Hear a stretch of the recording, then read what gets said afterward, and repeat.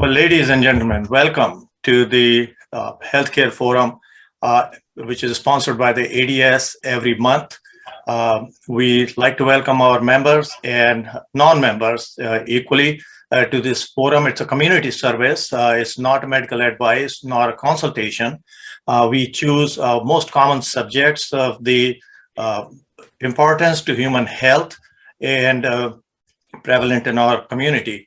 The speakers are chosen for their qualifications, their experience, and what they are doing in terms of the community service. And as I understand, the community service is the best form of the service that you can provide. And I'm very happy and honored today to introduce my colleague and friend, Dr. Sahdev Saharan. According to his CV, when I looked at it, we never tried to look at each other's CVs. I was impressed beyond words because he sits in a perfect position at this time, looking at his background. He's a rheumatologist, as you all know, and that for lay people, he's the physician who deals with the connective tissue disorders and joint disorders, as well as systemic disorders, which are related to rheumatology and these disorders.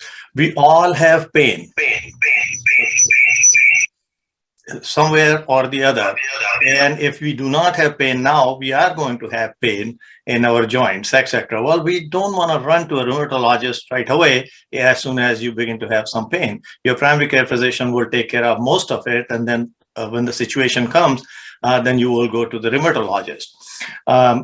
Dr. Sahdev went to the B.D. Sharma School of, it's a PGI medical school in Rohtak in India. And then subsequently, he did something which I found very interesting, was that he did his post-graduation in anesthesia from the same school. So what is so interesting about it? Well, it is interesting because anesthesiologists do understand how to manage pain, and rheumatologic condition, at least most of them, could be painful. Then subsequently, he did research at Stanford for 2 years, which is really meaningful. You cannot be at the Stanford and not do meaningful research. Clearly, it led to a publication. And then subsequently, he went to Creighton University in Omaha, Nebraska, where he did internal medicine residency and 1 year of additional psychiatry residency. So that's another feather that I see in his head, because with the pain and these chronic conditions that he deals with comes a lot of depression and anxiety and similar disorders. So that prepares him very, very well to proceed on to the rheumatology fellowship that he did from the University of Mississippi in Jackson.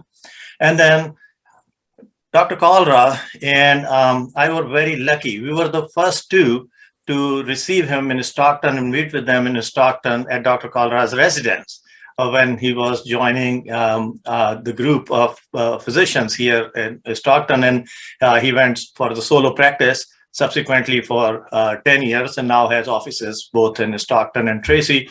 And you all know him very, very well. So with that background, I'd like to add that in those 10 years, he has received the vitals.com, which is inventory of physicians, and seeks the ratings from their patients and then provides these awards.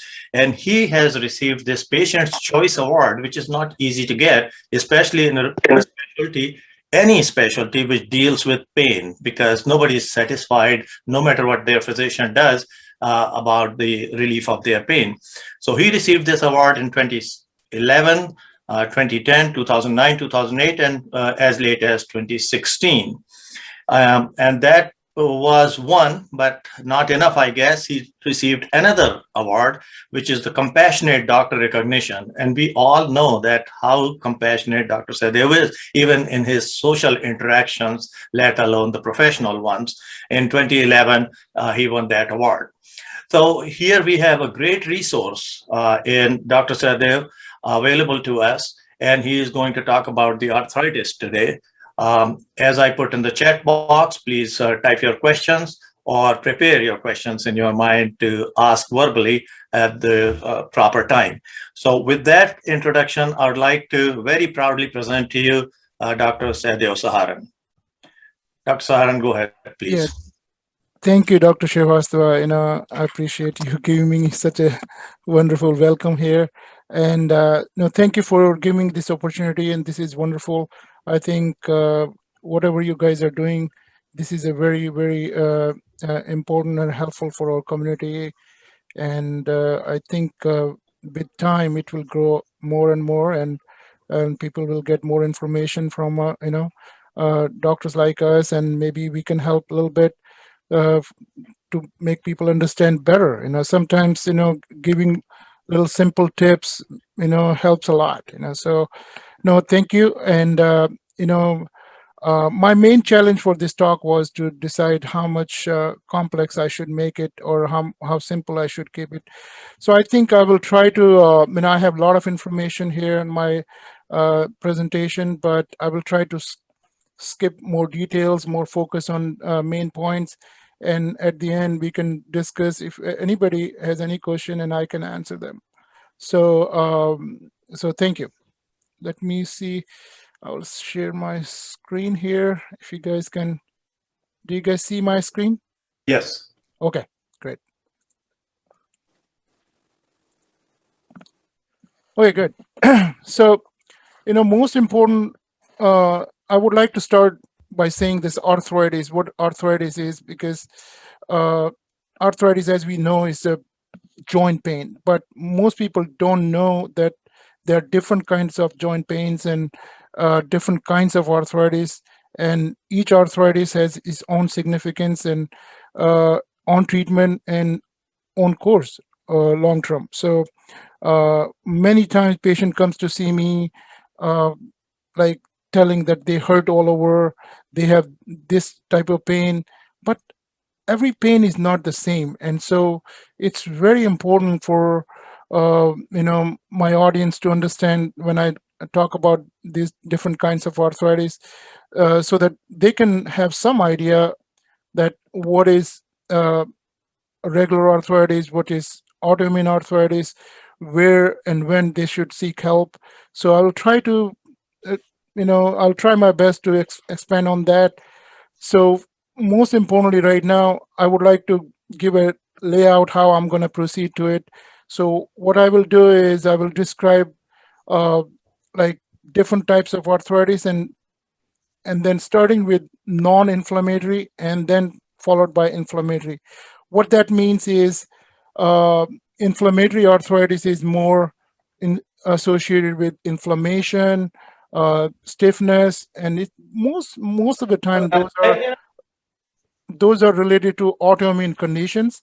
And regular arthritis, or we call it osteoarthritis, which is the most common arthritis, is non-inflammatory arthritis. And most people suffer from that, and sometimes they get confused that they have rheumatoid, not osteo. So I'll try to have some slides there to differentiate what's osteoarthritis, what's rheumatoid. I will focus more on rheumatoid arthritis, and at the end I will quickly run down some other kind of arthritis like gouty arthritis, and then spondyloarthropathies. Most people, they complain of back pain.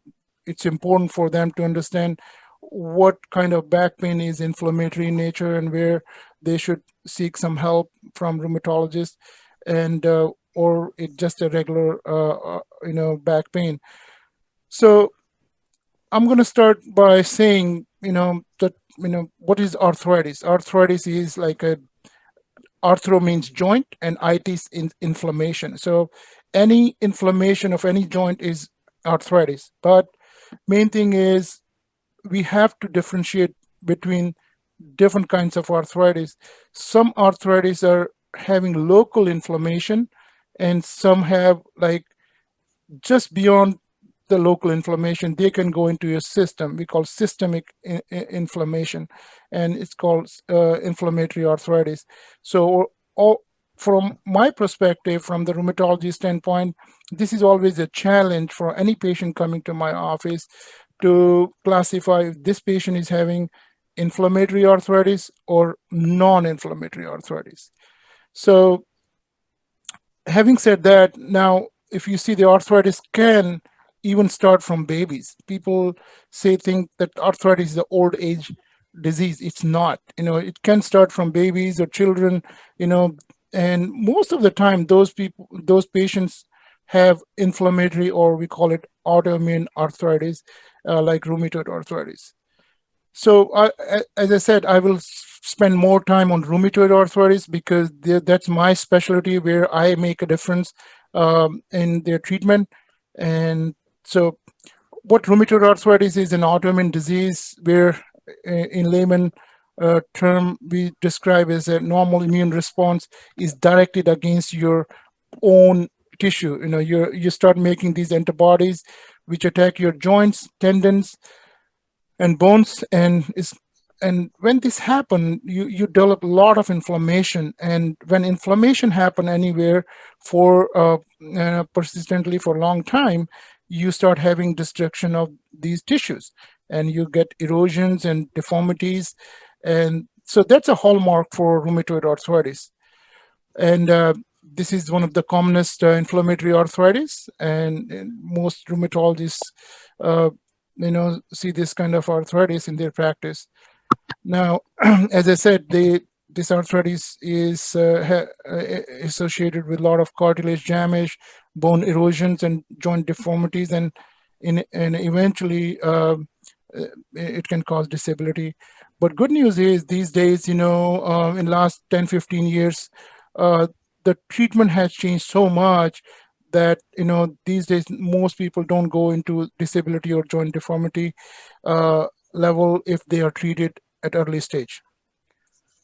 Now, just to give an idea, when I use some terms, what that means, and so that people understand a little bit better. So, this is a section of a knee joint, and the bone, and this is the joint space here, and this is femur, and this is tibia, and that each, and when we see in the joint cavity, and where the bone ends here, is surrounded by a cartilage, and on both sides.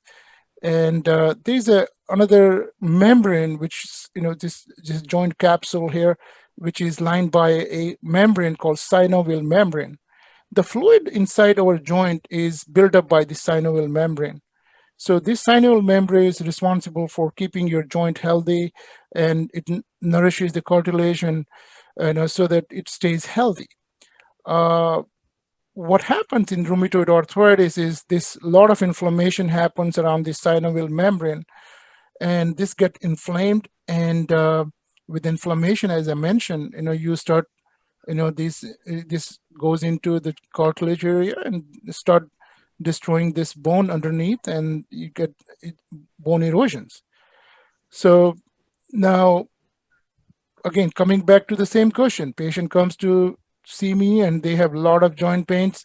Most part, believe it or not, they think that they have rheumatoid arthritis from get-go, but many times they don't have rheumatoid arthritis. So I will lay out a few of the differences between rheumatoid and osteoarthritis, how we can have an idea. This doesn't look like rheumatoid, this may be osteoarthritis. So most important factor which we look for is that area of the joints involvement. What areas, what joints are affected.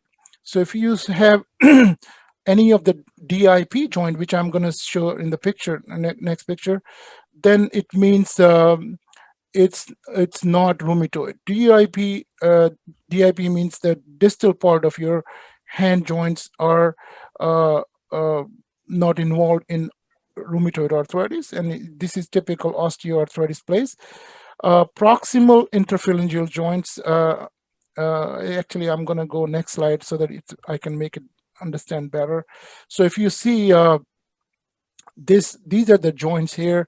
This is proximal, means close to your body, and this is distal. So this joint is involved only on osteoarthritis. It will never affect in a rheumatoid. That's the biggest difference. I tell patient, you can have rheumatoid arthritis along with osteo, but when I see this hand, this is osteoarthritis for sure. Rheumatoid arthritis is plus minus. So then same thing here. If you see this picture here, This is a DIP joint, this is proximal, this is MCP. So just to lay out those terms again. So DIP joints, classic for rheumatoid osteoarthritis. These are called Bouchard nodes. Haberdin's nodes, and these PIP joints are called Bouchard nodes. And so these are very hallmark for osteoarthritis, not rheumatoid. This, if any, people who don't understand, they they talk to their friend, oh, this is rheumatoid arthritis, but in fact, it's not rheumatoid, this is osteoarthritis. So again, another difference, this is a busy slide, but same thing we'll be talking again and again. What's the main difference between osteoarthritis and rheumatoid arthritis? Osteoarthritis does not cause significant morning stiffness, and rheumatoid arthritis does morning stiffness. So that's one other big difference. And when you ask patients, at what time do you hurt the most? They say nighttime or after end of the day, then it hurts. Or what makes it better or worse? If they say, oh, this is after work or after activity, then it means it's more, we're dealing with non-inflammatory arthritis, most likely osteoarthritis. But when they say, oh, it's every morning I'm so stiff and it's swollen and my hands are swollen, I cannot make fist. So most of the time, that's more rheumatoid or some sort of inflammatory arthritis. So I always mention rheumatoid as an inflammatory, but since it's more common, but it can be any other inflammatory arthritis. Another big difference is constitutional symptoms. Most of the osteoarthritis patients, they don't get like this fatigue, tiredness, or but rheumatoid arthritis does cause a lot of fatigue, tiredness, and achiness. But another big difference is the swelling part. Swelling happens mainly around MCP joints. Going back, and I'm going to show you in the next few slides, rheumatoid arthritis hands, what I mean. But this is MCP joint, so here and here. So these are the joints involved in rheumatoid arthritis, but not in osteoarthritis. Now, osteoarthritis can do PIP joint involvement, as I said, but that's a different kind of swelling. And one more thing which you will hear from me is synovitis. As I showed you the first slide, where synovial membrane was the key area of inflammation, that gets swelled up and it comes out and it shows, we call it synovitis, because the synovial membrane is so inflamed and it's sticking out, and we see a bulge outside the joint, and it becomes, we call it synovitis. Anyway, moving forward, other few differences, like when you examine the knee, you hear the knee crepitation, which is not part of the rheumatoid arthritis, but crepitation is very typical of osteoarthritis. And but with experience, we feel it. What kind of swelling is this? And if it is warm, very tender, that sounds like more inflammatory arthritis. But if it is cold, just a diffuse puffiness, it's not a inflammatory arthritis. And most of the time, the range of motion can be decreased in both osteoarthritis and rheumatoid arthritis. Again, the location is also a big difference, where what joints are involved. As I mentioned, few of the examples previously, we'll go more in detail when I talk about rheumatoid arthritis. But hands, as I said, DIP involvement is classic, which is for osteoarthritis. Now, treatment-wise, this looks like a very busy slide, but unfortunately for osteoarthritis, we don't have many great options where we can reverse the process or stop the progression of the condition. We have tried different approaches. We have studied many different medications, but unfortunately, nothing has panned out, or nothing has shown okay, this medicine you take, it will fix your problem or stop the damage and it will not happen again, or it will give you significant relief. All the studies have shown mixed responses.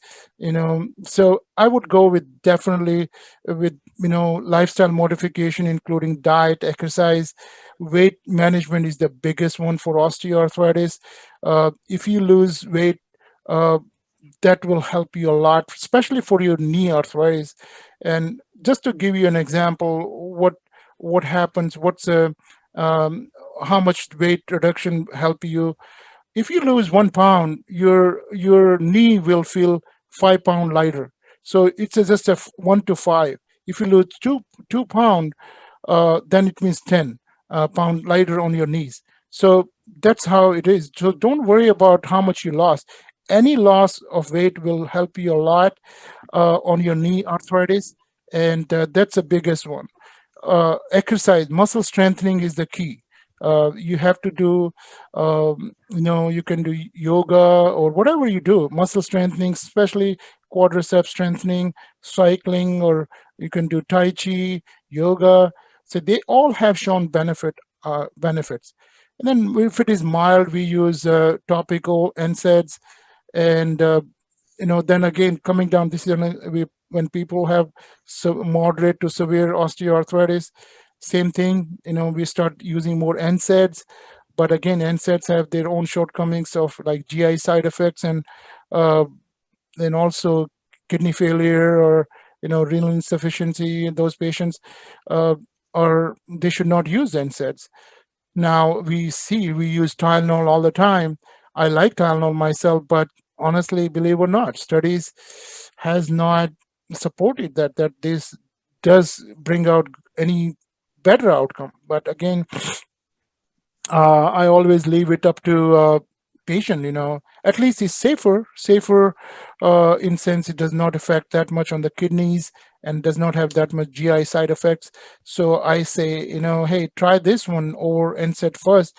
But if they have to take NSAIDs here and there, that's fine. They can, as long as their kidney functions are okay. Another thing is topicals are out there, but we try to use for mild, where it helps, topical NSAIDs. But you can use for moderate to severe too. But at that point, I think it's too much. They have lost a lot of cartilage, and they should be seen by orthopedics physician. Now, another medicine which is approved in the last 8 to 10 years is Cymbalta. It's called duloxetine. I have used it some of the osteoarthritis patients. It does help, but any medicine comes with some risk of side effects too. But I think overall, osteoarthritis is a tough condition in that sense that it's good and bad. A good tough condition. We don't have much options, but it will not cause many deformities if you don't treat it. It's a very slow progression condition, and it takes its own course and does not cause much deformities. So now, okay, I think I missed. Yeah. So now coming to rheumatoid arthritis, which is one of the most common condition I treat. This is a autoimmune condition, can affect any age. Commonly happens after third decade. It can be even like children. As said, we have juvenile rheumatoid arthritis and whole pediatric rheumatology department assigned to those patients. Females to male ratio is 3:1. It can be polyarticular. It can involve many joints. It can be one or two joints. But as I said, coming back to the same questions, what's the difference between inflammatory arthritis and non-inflammatory arthritis? Morning stiffness is the big one. Morning, if they have more than 1 hour morning stiffness, that's a really classic of rheumatoid arthritis. Small joints of the hand and feet are typically involved. And I already went through how to differentiate small joints, because It can be involved in osteoarthritis too, but the location is one of the big one, and type of swelling when we see is also important.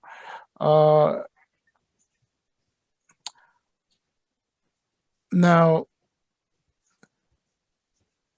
rheumatoid arthritis, we all think that this is just a joint issue. No, it can be joint issue and can be beyond joints. So we call extra articular manifestation.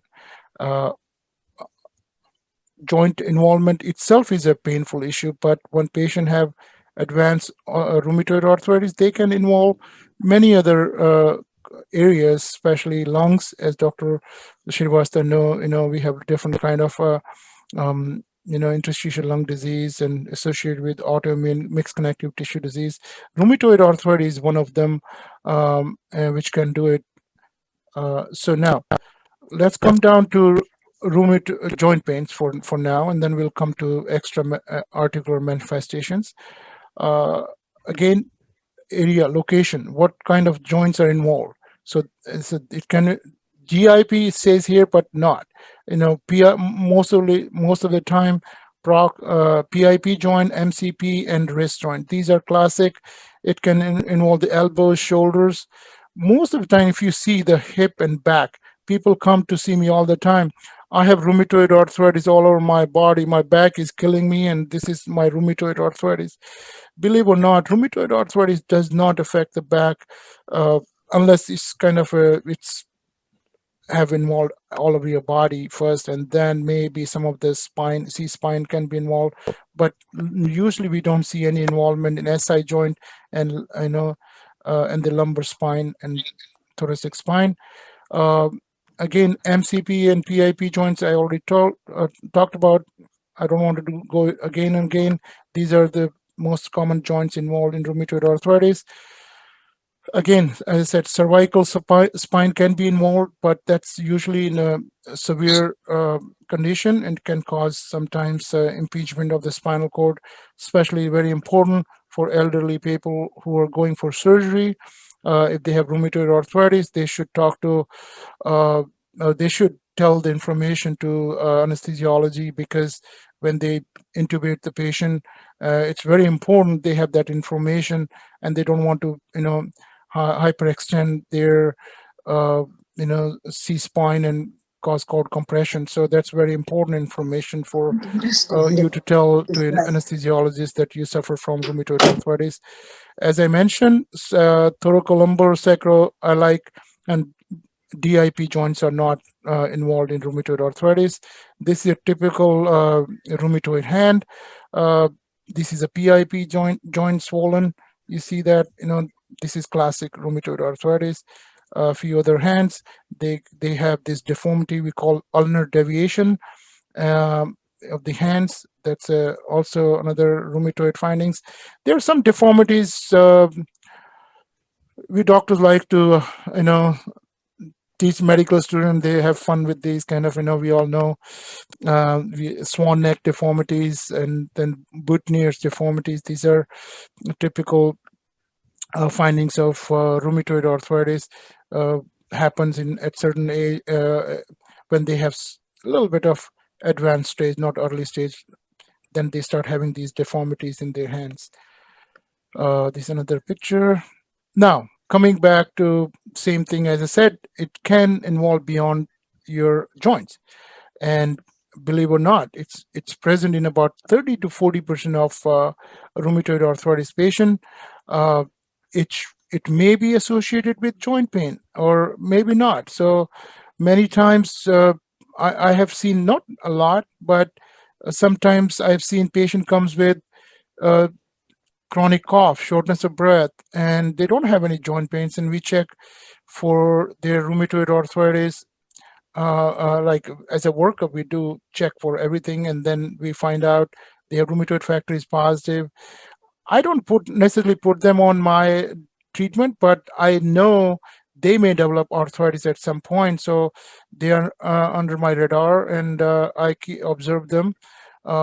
Now, some patients can develop with some sort of iritis, not iritis, more scleritis. Those are also common with rheumatoid arthritis. Uveitis is more for ankylosing spondylitis. We'll talk more about that in further slides.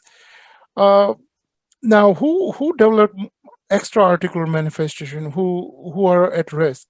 So people who are at high, they have high positive rheumatoid factor and CCP antibodies. They have little genetic predisposition with this HLA-DR4. Uh, those are male population, and is more commonly they are more predisposed. Now, if you develop disability at early age, that they're likely to have extra articular manifestation. And smoking is also an important factor. uh, Believe or not, if you have rheumatoid arthritis and you smoke, your risk of heart disease go the risk goes very high. Now, what happens, so how do you feel? Like, most people who have extra articular manifestation, they have a lot of fatigue, tiredness, start having some other issues like cough, shortness of breath. And then we check for their blood count, and they can have anemia, which their iron level and everything is normal. Vitamin B12, folic acid is normal, and they are still anemic. We call it normocytic normochromic anemia. And people can have white cell up and down. They can have thrombocytosis is another marker for actually inflammation. And then there's another syndrome people can have with rheumatoid arthritis called chronic nodular rheumatoid arthritis, called Felty syndrome. They have rheumatoid nodules, rheumatoid arthritis, but they have a spleen enlarged, and they have neutropenia. So this is one of the syndrome we should watch for. Again, they can have respiratory involvement. Pleural effusion is very common. Pneumonitis. They can have rheumatoid nodules and interstitial lung disease. In heart, they can develop pericarditis, pericardial effusion. Sometimes cardiomyopathy can happen. And we have seen some patients coming with a lot of numbness, tingling, and skin rashes, ulcerations. You can have digital ulceration, we call, sometimes it can go to gangrenous level, and that can be a part of vasculitis. We call rheumatoid vasculitis, involving the small vessels of your hands. As some patients I have seen neuropathy, but not that common though. As earlier I mentioned, keratoconjunctivitis, dry eyes is very common with rheumatoid arthritis. Episcleritis and scleritis is also common. Rheumatoid nodule, you see, all rheumatoid arthritis comes with this nodule. The first thing when we say rheumatoid, arthritis, the first thing with our mind comes up a picture of a older elderly male with nodules all over. And that's why in our India we call gatia, Gout, Parjana, so they can have that's called nodules, rheumatoid nodules, which is classic for rheumatoid arthritis. And it's one of the marker of disease activity too. People with rheumatoid arthritis, they have more advanced and active disease.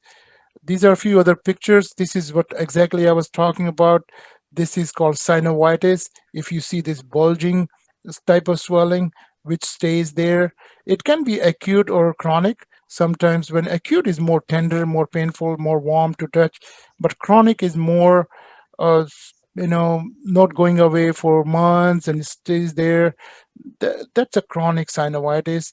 Unfortunately, at that stage, it's too late. It's very hard to reverse that process. Again, these are some of the other deformities for rheumatoid arthritis.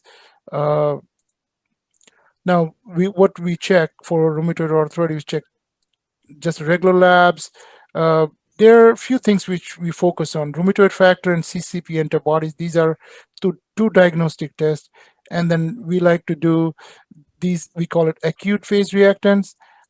They're few, but we check only SED rate and CRP. Just briefly, just to mention what is rheumatoid factor. Actually, rheumatoid factor is an antibody against FC portion of IgG. It can be IgM, IgG, IgA. More than 85% of patients with rheumatoid arthritis, uh, they become like rheumatoid factor positive. But sometimes, you can have a rheumatoid factor negative, uh, and then you still can have rheumatoid arthritis with classic presentation. Those patients, we kind of treat them as rheumatoid arthritis, but if you want, you can repeat it, rheumatoid factor every 4 to 6 months. I personally don't do it because I'm already putting them on treatment, and we know that in about 30% of the rheumatoid arthritis patient can be seronegative, and I just treat them. So now and then, if patient want, I can repeat it, but a positive, negative test, does not help much for me to treat them. But yes, definitely, it helps to assess prognosis. Patients with high titer of rheumatoid factor, uh, they tend to have poor prognosis. Uh, they can develop more extra-articular disease. Other sometimes, people come with positive rheumatoid factor and they don't have anything. They say, I'm not hurting, my doctor sent me here because my test came out positive. So there are certain conditions which known to do a false positive, or they're positive but not relevant at that moment. It can be relevant later on. So some conditions like Sjogren's syndrome, vasculitis, sarcoidosis, SLE, cryoglobulinemia, especially associated with hepatitis C. We commonly see false positive. Chronic liver condition disease can do it. Infections, tuberculosis, uh, leprosy, syphilis, and there are a few others can do it. Some malignancy, and then believe it or not, old age itself can put at risk of false positive rheumatoid factor. So anybody who comes in on like in 70s or after 65 or so with rheumatoid arthritis picture, I start doubting the diagnosis of rheumatoid arthritis, and they just started having the joint pain at this age, and then I start looking some other reasons. It's very common, people can have some other reason for joint pains at that age. Especially, I would look into possibility of underlying malignancy. They should have all the age-appropriate cancer screening tests, because rheumatoid arthritis typically don't start at later age. It has to be, story has to go at least for last 10 years if they are presenting at that age. So that's a very important point, that if you start having some joint pains which look like rheumatoid arthritis at later age, always talk to your doctor and have your cancer screening test done. This is our very helpful test, and we use a lot, and this is called Anti-Ccp antibody test, and this is very specific, most for rheumatoid arthritis. It helps both diagnosis and giving us some prognostic value. People with high positive CCP antibodies, they have typically more disease severity, and then they tend to, unfortunately, tend to progress more, and they have poor functional outcome later on. So these are the few of the tests we can order, but I typically order only ESR and CRP, which gives me a fair idea. If they're high, it means their activity, inflammation is high, and they have a high disease activity. So a few other things I noticed on the sideline, like this is thrombocytosis. We always say high platelet count is considered as a poor man's SED rate. We see that quite often with active rheumatoid arthritis, or any inflammatory condition can do that.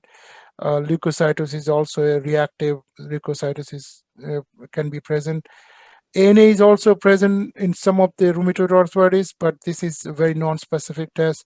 We can discuss, a lot about ANAs, but we don't have time today.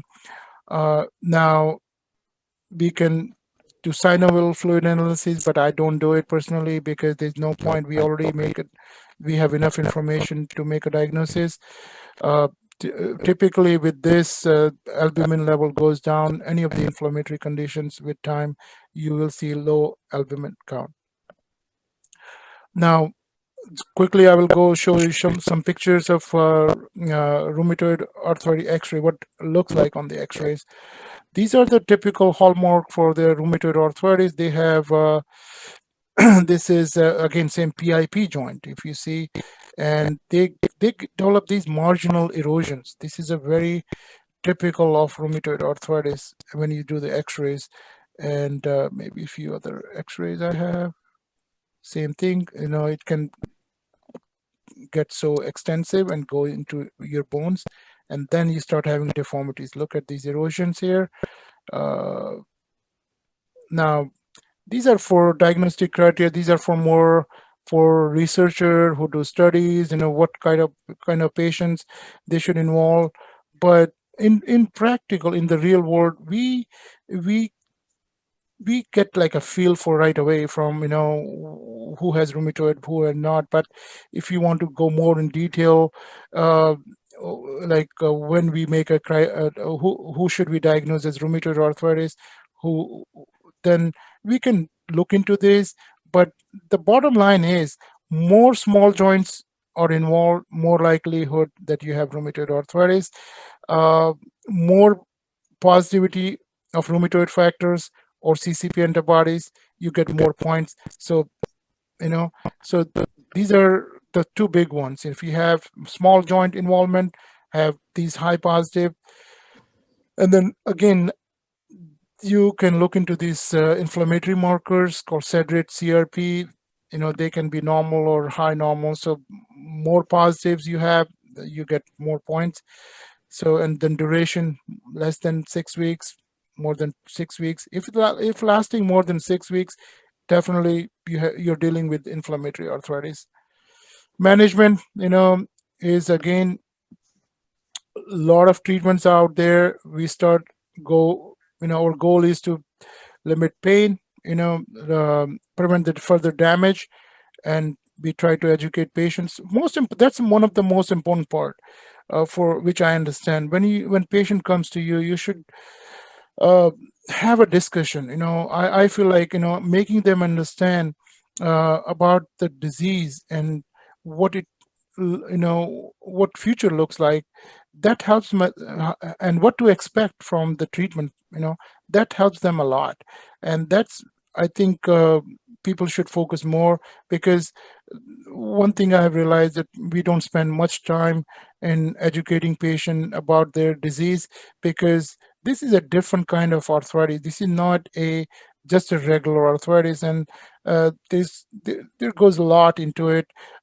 People are emotionally, especially young patient comes in, they have a lot of stress going on just by thinking that their life is changed.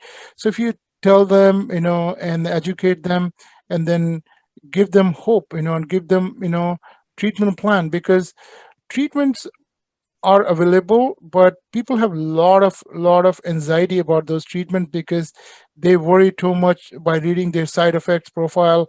Oh, I will rather take, I'll go crippled rather to take these medications because they have worse side effects than treatment. But that's not true. So we have to spend some time and educating people and about these, treatments and what they can do and what they have done. Actually, we have data from last 10 years which showed outcomes are great, and people have no more go like those cripple. And before that, we didn't have anything, high dose, steroid or aspirin, and people used to have a lot of GI bleed. And so I think if we educate people and show them what happened over the period of time, how the treatment have evolved, they appreciate that. And I think then they take the treatment and then they get better. Um, Again, NSAID, steroid, DMARDs, and these are different therapies available. Uh, I think in my practice, I don't use many of the NSAIDs anymore because we can use it temporarily, like as needed, but this should not be the mainstay of a treatment plan. Same thing, corticosteroids. Uh, people hear about steroid all the time, and these are, I think, mm, uh, pe- over the period of time they have gotten bad rap, but I feel that these are uh, great medicines if we use it on right time and right place. Uh, these medications, mainly I use it initial stages when patient comes to me inflamed all over their body and then they need some relief. So I try to use them for as a bridge therapy for first few 6 to 8 weeks and start my treatment and let the treatment take over and then I taper them off. I don't like to keep them, prednisone more than 5 milligram, or I like to stop it basically. But if they have to, I keep it less than 5 milligram or 5 milligram. Uh, so we have enough time, right? Or maybe I have to rush a little bit. But again, there are We do. DMARDs, different type of medications out there: methotrexate, hydroxychloroquine, sulfasalazine, and leflunomide. These are commonly DMARD medications. So I don't want to go in detail, but every medicine has their risks and benefit. But if you go in detail, I think the benefits outweigh the risks of all these medications. They have been great. Methotrexate is a gold standard treatment for us, which has been used for now more than 30 years, and we can start with low dose and titrate it up. Now, again, I don't want to go in detail when to start DMARD or so. It's just uh, every rheumatologist has their own style of practice, but earlier you start the treatment, better it is for the patients. And which one is better or the other one? I don't have any comparison to make, but I feel the methotrexate is a gold standard treatment. Every patient should be on methotrexate unless there is a contraindication or some other issues with them, especially the renal insufficiency, where I pick leflunomide or methotrexate. Hydroxychloroquine, we all know, we heard about it last year a lot for good or bad reasons, but that's a really good helping medicine for me, and it's a great medicine for rheumatoid arthritis. It's not the main medicine, but it helps, uh, in combination with methotrexate. And believe or not, we have triple therapy out there combined with methotrexate, leflunomide. It can be combined with leflunomide also, but I don't like to combine leflunomide and methotrexate, but combination with plaquenil and sulfasalazine makes it triple therapies, and studies have shown that they are equally beneficial as compared to biologic treatments we're going to talk about. uh, so so anti-TNF medications have been around for last 20 years now, and these are now our uh, main treatment options these days, and they work great. And yes, they come with some possible side effects, but most people don't develop many of those listed side effects, and the benefits are huge, and they have changed the management so much that nobody now, very few people go deformed and go in disability these days. So now again, on those lines, there are a few other medications: Rituxan, we call Orencia, abatacept, and then this is Actemra and Kevzara and Anakinra. And these are, we have heard about Enprol, Humira all the time on the TV, and Cimzia is another one. So going on to this one. So now just briefly, I want to go over few other arthritis so that we don't get confused. Gout is another one which people get say confused with rheumatoid arthritis, but gout typically start on the big toe, and it can start from any joint actually. But this is a not an autoimmune condition, but inflammatory arthritis, and most people with this condition have high uric acid, and this is actually uric acid issue than any autoimmune problem. And these people can develop tophi, we call gouty tophi, and very commonly those people who we have hyperuricemia for a long time and not treated, and they have recurrent gout attacks, the uric acid uh, crystals, uh, they deposit outside their joints and then can make tophi. What are the risk factors? People with uh, some of the, like, gender, age, and all those are the factor which we cannot modify. Ethnicity is very common. I've seen a lot of gout patient from Southeast Asia, Chinese, and Filipino, and in that part Cambodian.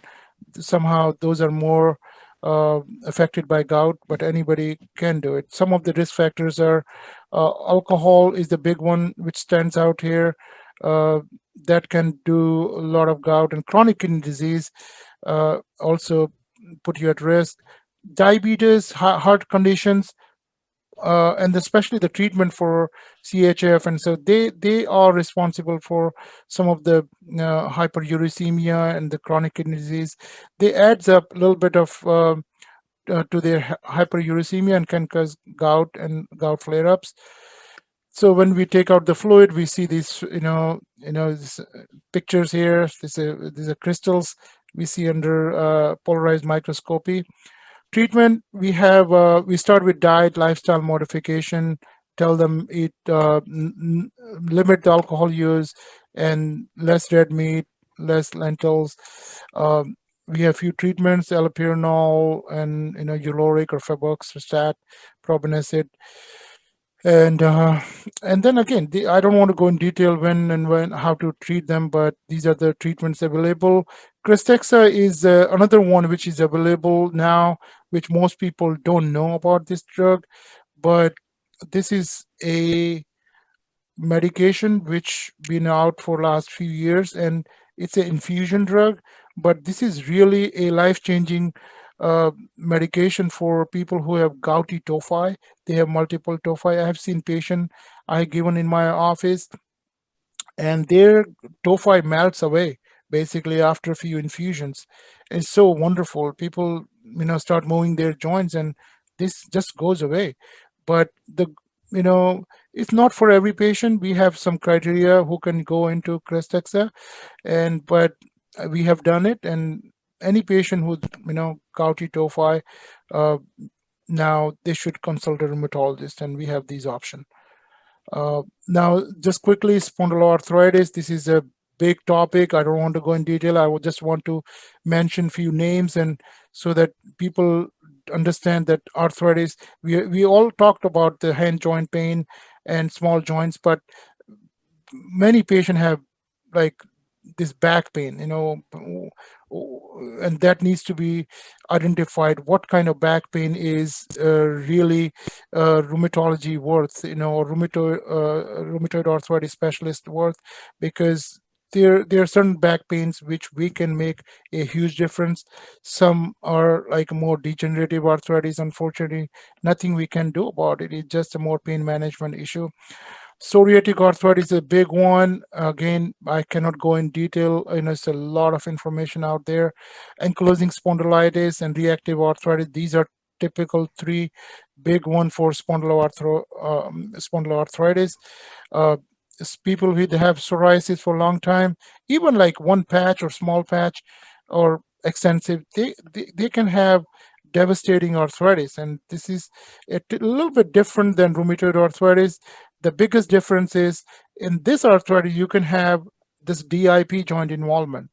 And so, but these people they have very severe arthritis, and then can be like mutilating actually, to the extent that it destroys completely, the joints and joint space. These people have a typical a presentation we call dactylitis. This is a diffuse swelling of any digit. This, you see redness, diffuse like a sausage. That's a classic of for psoriatic arthritis. And some patients, like who have advanced psoriatic arthritis, this is a very, you know it destroys completely the joint space, and even if you go into there's nothing left here. And so it just is called arthritis mutilans for psoriasis patients. Ankylosing spondylitis, again, we there's a lot of information. I don't want to go, but I want to give like a few pointers here. What is ankylosing spondylitis? This is a arthritis which can affect the back, spine, and SI joint is very commonly involved. We're going to talk about that briefly. And usually with people in this arthritis, they start stooping forward, and if you look at this gentleman here, he's straight here, but he's not kind of losing his range of motion in the neck and the back. And these type of patients, they start with some sort of like back pain, like enthesitis, we call it. Heel pain is very common in these patients. I'm going to talk about this joint involvement called SI joint. They get like inflammation here, and that got fused. And see, look at this spine. This is called bamboo spine. They just like they develop a lot of bridging here. We call syndesmophytes, and they restrict your back movement, and it looks like a bamboo. And same thing here, your SI joint is eaten up here, and it's called inflammation here, sclerosis we call it. And that's sacroiliitis, typical of ankylosing spondylitis. Now, this is the one thing I want to, before I end this talk, inflammatory back pain, which is very common, very important to understand what we talk about inflammatory back pain, because back pain is so common. Every patient comes in, I have arthritis in my back pain. So my job is to clarify, is this a inflammatory arthritis, or is it just a degenerative arthritis? So I start talking to them, hey, what time is the worst pain? So if they have a lot of morning stiffness, and anything like they sit in at work for a while, and they become stiff in the back, and so that sounds some sort of inflammatory arthritis, and then they move around and they get better. So if people tell me that their back pain get worse with activity, that means it's not inflammatory arthritis. It can be, but most likely it's not. Some other clues which we get from talking to the patient is any heel pain. And I said dactylitis, which the swollen digit. Uveitis is biggest association with the ankylosing spondylitis, the inflammation of the eyes. Many times eye doctor refer to me just for uveitis, and they want me to check for ankylosing spondylitis, and we do that. And many other association with ankylosing spondylitis are like people can develop inflammatory bowel disease like Crohn's disease or ulcerative colitis. Buttock pain, alternative buttock pain is one of the classic picture of ankylosing spondylitis. If they have family history of psoriasis, or they have psoriasis, then it's given, there's more likely they have inflammatory back. If they have elevated inflammatory markers like SEDRIT, CRP, or their HLA-B27 is positive, then definitely I'm leaning towards inflammatory back, unless proved otherwise. And again, MRI finding or X-ray findings always help. Now, this is another test we do. We call Schauber's test. People have restricted range of motion in their back when they move forward. Now, treatment is, again, we have so much information out there, but I'm going to focus on NSAIDs and exercise. These are the initial first-line treatment for ankylosing spondylitis, and had shown good outcomes. Studies have proven. Here is the one place where I don't hesitate using NSAIDs uh, uh, initially, because they are kind of a more disease modifying agent for me for ankylosing spondylitis. Unless they have any contraindication, I try to avoid them. Anti-TNF have changed management for ankylosing spondylitis great way. So anti-TNF again, just to remind, Enbrel, Humira, Cimzia, and Remicade.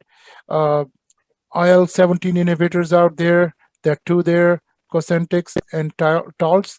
So these are the two ones. So again, overall education is very important. NSAIDs and exercise, again, very important for this condition. This is true for anyone. Diet modification, exercise is true for any of these inflammatory arthritis, and everyone should be told to do that. But I think I'm ending here. Happy Raksha Bandhan, everybody, and thank you. And now open for questions. Oh, thank you so much. That was just absolutely wonderful. 1 hour of spellbinding presentation. I historically have first set of questions, and today I'm going to do rapid fire. Short questions, short answers, but they will be relevant and important for the audience. I encourage audience. I did not see anything in the chat box, so looks like, but go ahead. I see a lot of people are attending today. Prepare your questions and ask. We'll do about at 7:25. I'll hand over the microphone to you to continue for next 5 minutes, and I'll be back. So you mentioned something about a few things. Let me prioritize my question. You mentioned something about the diet and dietary changes. What are you suggesting? What diet we should? You talked about alcohol in the context of gout, but for rheumatoid arthritis, also you said something about the dietary discretions. Could you please comment on that? Sure. So, dietary, there's no specific guidelines from any of the society that, okay, this is a chart for any of these conditions you should follow. So in general, I always tell, whatever the dietary factors works for you is the best. In general, like I said, any low carbohydrates, or that have shown in my experience, that works. People lose weight, and it works. Any specific, some people use dietary supplements, like we have seen garlic use and curcumin and all those things. Those, I personally believe they work, and people should try, but scientifically, I don't have enough information or data that, okay, yeah, I should back that up and say that everyone should be put on. But those factors, I leave it up to individuals, and they can make changes in their lifestyle. Some people have certain foods, they aggravate their arthritis, though, so they have to learn their body and understand their body in that sense, that what type of food makes them worse, and try to avoid those. So biggest thing is, again, the weight part, and they have to lose weight for any of these arthritis, and that will help. That was a very good comment about the weight, that if you lose 1 pound weight, the weight burden on the knees is 5 times more. So 2 pound equals 10 on the knees. That's amazing. I'll go through the chat box, which I have a preference for. Mrs. Krishnamurthy Andal says, I thoroughly enjoyed your presentation today regarding arthritis. PowerPoint slides were so much in detail, and your explanation with each slide are excellent. Dr. Sahdev Saharan, your delivery was so engaging that I lost track of time, just like I did. So, thank you. And then hand raise from Kavitaji. Kavitaji, microphone is yours. Please ask your question. Thank you so much, Dr. Sahdev. It was a very good information. Thank you. Yeah. Yeah, I have now so much knowledge, and I really, suffer from my knee pain, but it comes and goes. I'm gonna come to you when it becomes a lot. But my concept is really clear. I don't have gout. I don't have rheumatic. I think I have a little bit arthritis. So that's what I think. But, definitely if it becomes bad, I'm going to come to see you. Sure, definitely, definitely. Anytime. And then again, yeah, just call me anytime. Yeah. And the thing is, when I walk, when I walk, nothing happens. I feel very good, and, my knee is fine, both. But, when I sleep, then my knee hurts. See, nighttime pain is also can be part of osteoarthritis.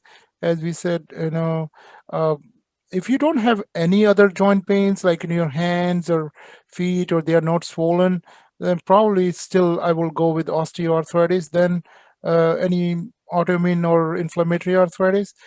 Okay. Again, if you have not tried like NSAID, topical NSAIDs, we should try that. Like Voltaren gel or something. If you Yeah, I have a tail from India, and that helps. That yeah.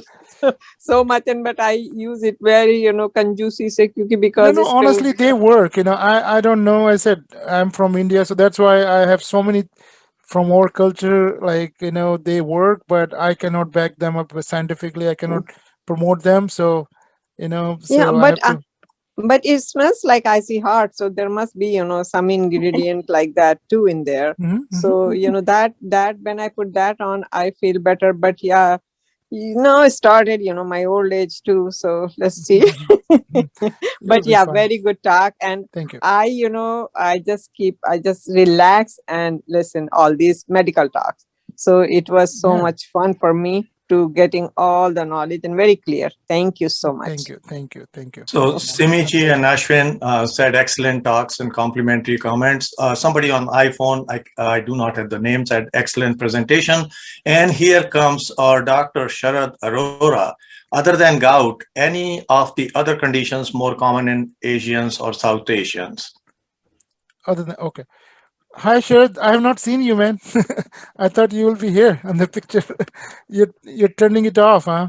But anyway, yeah, I have seen lupus also in Southeast Asian, and then rheumatoid, but the gout is the only one which stands out as compared to everyone else.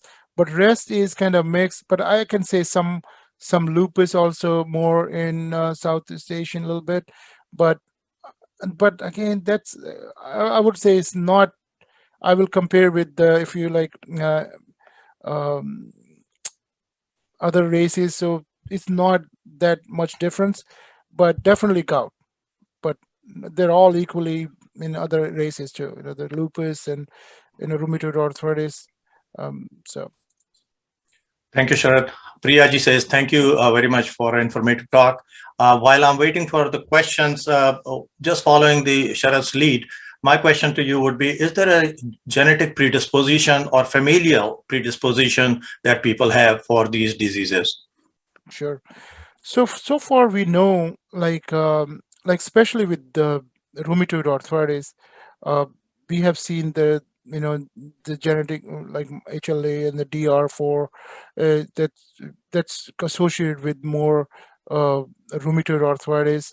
And but there's no linear, like for sure, like if your dad got it, you will definitely get it, and it's not like that. And for any of these conditions, for that matter, we don't have anything. But if we have seen that patient who have strong family history, yes, their risk of getting these autoimmune disease goes up, but there's no like fixed ratio. Okay, for sure, this person will get it, or just like we don't have that linear association as we see other genetic related conditions. Thank you. Sharad came up with a compliment. Thanks. Very good talk. You mentioned in your talk a couple of medications, and I'm just trying to simplify it for the sake of myself and my audience. Tylenol, everybody knows, but you mentioned NSAIDs numerous times. What do you mean by what are those medications, and are they available over the counter also? Sure. Yeah, thanks. Sorry, it was so rapid fire. I have to catch up on my time. I understand. That's my job is to be moderating it. Yeah. So, NSAIDs are, as a NSA, non-steroidal anti-inflammatory drugs. These are available over the counter too, and some of them are through prescription. And commonly we hear about like ibuprofen. This is the naproxen, Aleve, and then we have a prescription one like meloxicam, etodolac, and Celebrex. These are commonly prescribed medicines, but yes, they are available both over the counter and through prescription. And the risks and benefits are the same from wherever you get it, either prescription or over the counter. Okay, thank you so much. No worries. Dr. Sahdev and I share a lot of patient population in common. His specialty crosses with three of my specialties: pulmonary, critical care, and the sleep medicine. When it comes to sleep medicine, many of these symptoms that people feel about morning stiffness, etc., are circadianly driven. So that's why they only occur in the morning time, and then they will tend to disappear as the day goes by. So that's very important point that he made there of the what we call chronobiology, and that also emphasizes the need for good quality sleep. The second is it does affect the lung, and people can come with a spot noted on their chest x-ray or some scar-like changes. They call it fibroreticular changes or interstitial lung disease or fluid around the lung. So we get to see these patients and manage them commonly. I would like to have your comment on methotrexate, because the side effects of the methotrexate also affect the lung. So now the disease itself and its treatment both affect the lung. Is there anything you would like to tell for people who are on methotrexate, since it's a very commonly used drug? Sure. So that's a really good question, Dr. Srivastava, and this comes all the time for us because it's not easy. There's no right or wrong answer here. When patient has like such a devastating condition, rheumatoid arthritis. Now, what I do normally is when patient comes to see me first time and they don't have any extra articular, involvement, especially the lungs, or they don't have any of those, I definitely prefer methotrexate, even though in the future anything can happen. But this is a gold standard treatment, but if I know a patient already has a underlying interstitial lung disease, I try to avoid methotrexate in those patients just for the sake, because it has some tendency to increase the damage to the lungs over the period of time. So from get-go, I try to avoid it, but I have used it in a low dose in certain patients because in those type of patients, my primary help comes from other medicines like anti-TNF or biologics, and this becomes a more kind of a secondary help.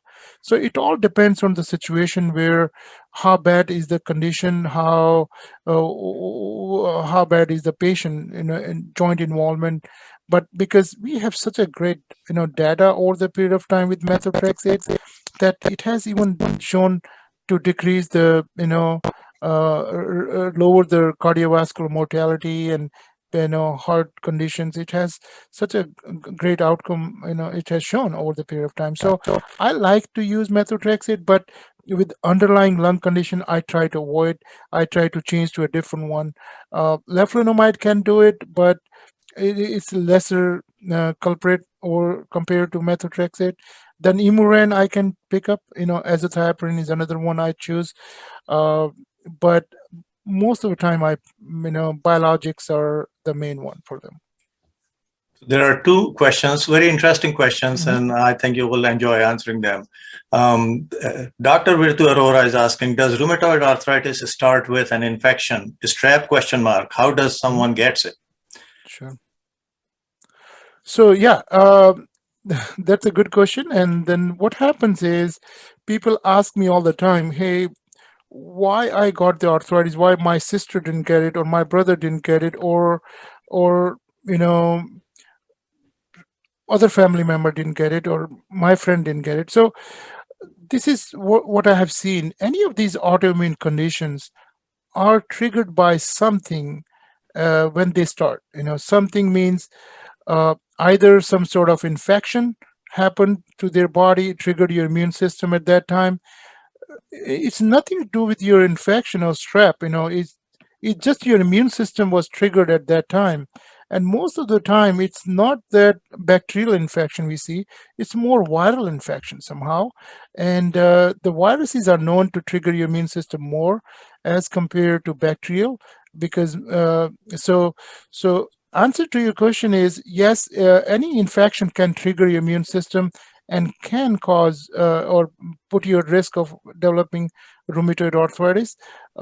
Yes, but not like strep or a bacterial infection directly. It's more viral infections we have seen. Yeah, and that is the prevailing theory right now. Next question is from Girja Benji. She's asking, does psoriatic arthritis manifest after long chronic psoriasis, or it can set right away? My suggestion is that you tell the audience what psoriasis looks like, so that we are able to recognize the difference between other rash and psoriasis, and then answer the question, please. Sure. Actually, let me see if I have a slide to show, because I had some pictures of it. I don't want to put those. Sometimes, those pictures are so, I didn't look nice pictures, so psoriasis can be a very bad looking rash, and it can be like, it can affect anywhere, but these are more, and if you can Google it anywhere, like psoriasis, you will see so many pictures, and these are white plaques, which can start mainly around your extensor surfaces of your body, and then it can go into scalp area, and it can start from scalp, and even in the ears. So first, so that kind of rash is present in psoriasis. Now, answer to your question, can psoriasis or chronicity of the psoriasis makes a difference? Answer to that question is no. You can have even we have a formula actually, 30% rule, like 33. So 33 patient with psoriatic arthritis, they don't have any rash. The arthritis comes first basically, and the arthritis develop later on, and 33 of patients have same time. You can psoriasis this week and arthritis same time, and 33 of patients percent of patient develop psoriatic arthritis with chronic psoriasis, and after many years of dealing with different rashes, worsening. So again, it can happen anytime. So there's no relationship with the time of the and severity of this psoriasis. I have seen patients, they didn't even know that they have psoriasis, and they comes with typical dectylitis symptoms, and they saw the toes was typical classic picture of psoriatic arthritis. I have a young patient, that young lady come to me with this symptom. I said, you have to have something there. And then I tried to looking behind her ear. There you go. I saw a patch. I said, do you have this patch, psoriasis patch? I said, wow, I never realized that I have this small, that's it. And that was psoriatic arthritis. So I hope it answered your question. Yes, definitely you did. Excellent. Virtu says excellent presentation. I'm not seeing anything in the chat box. If there is a question, please ask. Otherwise, this is my chance to ask the last couple of questions. So you mentioned that rheumatoid arthritis and other number of arthritis that were discussed in the presentation. Does any of this arthritis or related condition predispose you to at high risk for COVID-19 infection? Yeah, very good question. Actually, this is the hottest question every day I'm getting, right now, the information we have is limited about, we don't have any like studies done in, many of these, because of obviously it's happened so fast and quick, and we don't have enough data to say any of these conditions predispose you to, so when they ask me, should we take vaccine or not, that was another big question. So over the period of time, I have not seen, honestly, this is my clinic, I can tell you that as compared to, I am hearing other outside, my patients, I didn't see any significant increase in a COVID infection with and without my treatments. So I've not seen it. Actually, if you guys notice, many of my treatment we use, they are being used for COVID infections too at certain stages. And so I don't know, there was a debate about hydroxychloroquine also, that whether it helps or not. So we don't have enough data, and that's the bottom line. But in my experience, I have not seen significant increase in COVID infection in my patient. Honestly, I've lost only one or two patients, but they have other comorbid conditions. So comparing with volume of my patients, it's not a significant Well, number. thank you. And that was not a fair question given the paucity of the data, but I wanted to hear about those comments. And my recommendation, and I'm sure you will agree with me, is to continue to follow the guidelines and the precautions because of the Delta. Tocilizumab that Dr. Saharan presented, a new medication, it's biologic, in the context of treatment for rheumatoid arthritis, is actually recently approved for the treatment of COVID-19 infection. So there are a lot of these medications, as he mentioned, are being used in the treatment of COVID-19 infection as well. So remember, the mask, the hand washing, social distancing is still your best bet while we are waiting for the booster shot. So that is one thing. I think I have some other comments, but Virtu, are you online? Yes. Would you be able to please take over for the next 5 minutes until I join back?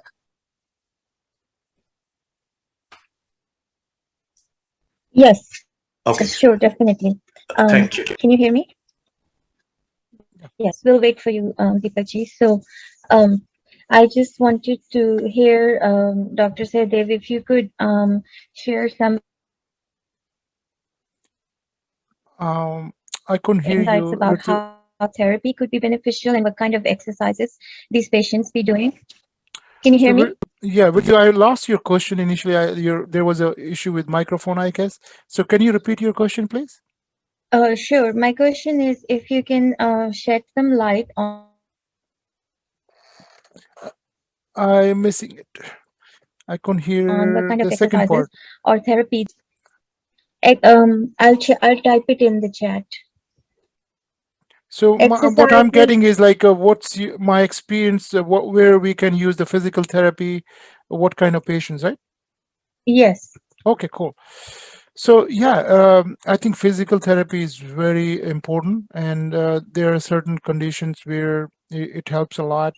Especially, I use it more for initially for those patients who have non-inflammatory arthritis, like elderly people, comes with like rotator cuff arthropathy or extra articular manifestation. They have limitation on their joint movement, and also in certain areas where they don't want to do exercise, but they want to know what kind of exercise, and we can give them a jump start, especially some patient with osteoarthritis knee. Also, I have sent for physical therapy and see they can get better. But most of the time, I use it for like non-inflammatory nature conditions, like significant range of motion is decreased in because of the deconditioning of their muscles around shoulder, and also in the back. Back pain is the big one, where I've sent patients for physical therapy, and those patients improve a lot, and many of these back pains gets better with time, and they use in additional tools like NSAIDs here and there, and Tylenol, PRN. But overall, physical therapy is the key to go with those type of patients. Thank you. I just wanted to make a comment on your presentation. It is such an excellent presentation, and especially all the topics you covered. It is so wide. It's like a whole medicine textbook. Thank you. Yeah, thank you. You have summarized for us, and we really appreciate that. Thank you. No worries. And I'll ask the audience. I know we have Jalota ji here, and if anyone has a question, please ask it now. You can unmute and ask it or type it in the chat box, please.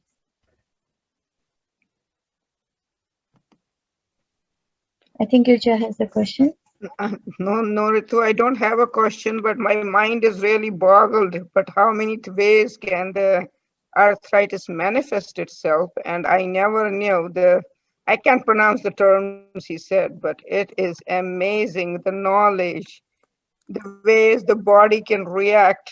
And it is some of them, yes, Sahdev, the pictures look very grotesque. And I can't imagine you dealing with that day in and day Yeah. out. It's not a pleasant sight. But thank you so much. I really got a lot of knowledge, and I'm very happy that you took so much time.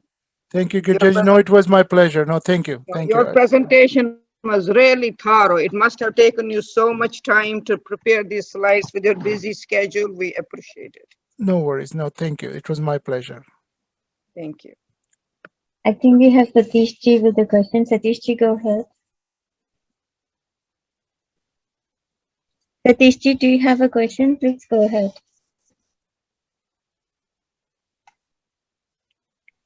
Okay. All right. If anyone else has a question, ask it now. I think Satish Ji is trying, but Sarah, do you have a question? So for osteoarthritis with the weight loss,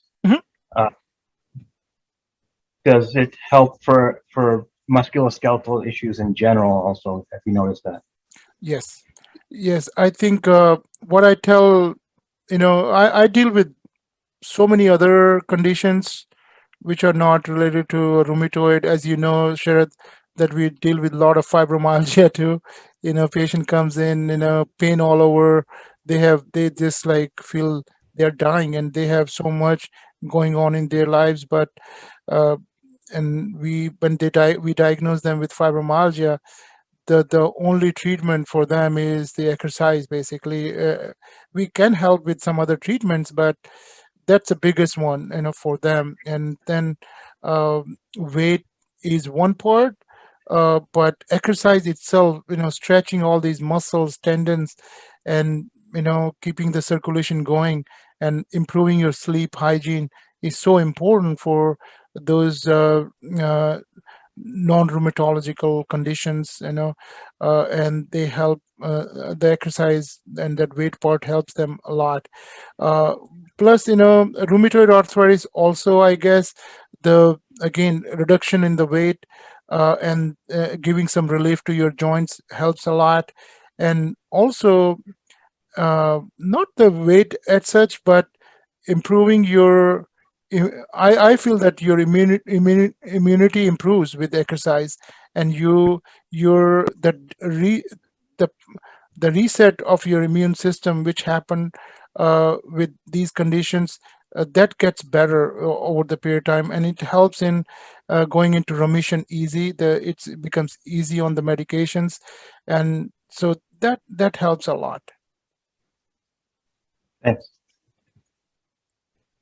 Thank you so much, Dr. Saharan. If there are any other questions, please go ahead and ask them now.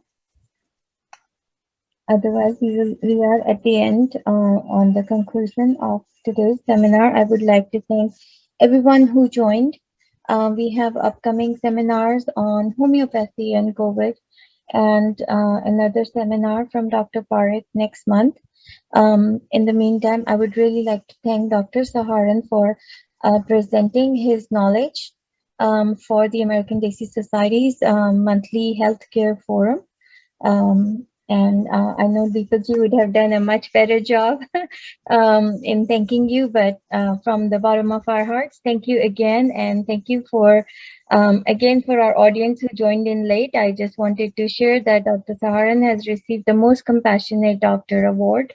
And he definitely is like that. So we really appreciate and we thank you. Thank you, everyone. Thank you, everyone. Thank you, appreciate. Thank you very much. It's very knowledgeable. Thank you. You had so many questions. We had so many talks, but nobody had that many Virtu, you questions. can turn the recording off at this time, and then we can talk. We all can